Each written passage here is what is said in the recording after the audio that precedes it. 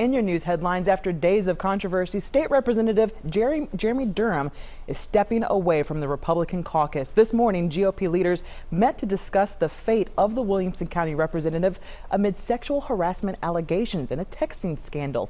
Durham was accused of sending inappropriate messages to women on Capitol Hill, but he claims he never did anything wrong. He addressed the members for a few minutes, saying he needs to separate himself from the caucus because he does not want to be a distraction. I don't want y'all to feel like you need to do anything. I'm going to make sure that I'm doing everything right on my end. I'm going to talk to my wife, my doctor, and make sure that everything I'm doing is the best that it can be. Durham already stepped down as majority whip this weekend. He will remain a state representative and says he wants to run for re-election this year.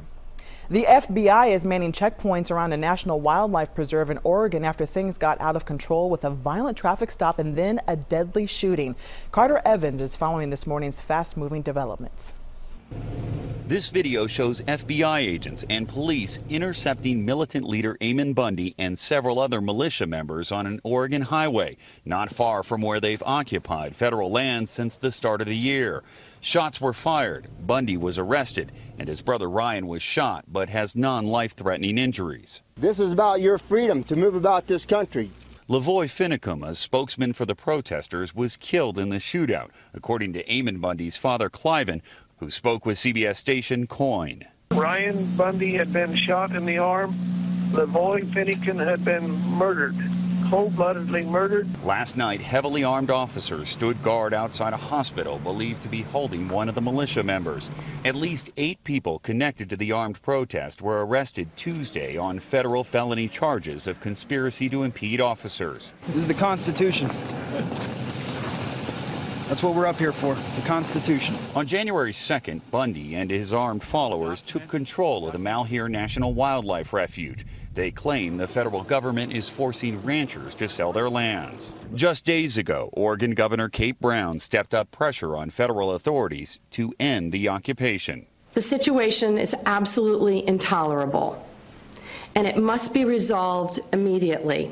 It's unclear how many people are still occupying buildings inside the refuge. Law enforcement officers have established roadblocks around the perimeter right now, and they're only allowing property owners inside. Carter Evans, CBS News, Burns, Oregon. Back here in the mid-state, a dangerous new trend has already taken the lives of 2 teenagers. I've never seen it. I've never seen something like this before, and that's what blows my mind. Greenbrier police say 2 teen boys died just days apart after drinking a liquid containing racing fuel and Mountain Dew, nicknamed Dewshine. Vanderbilt toxicologists say it's similar to moonshine, only much more potent because of the high levels of methanol in the fuel.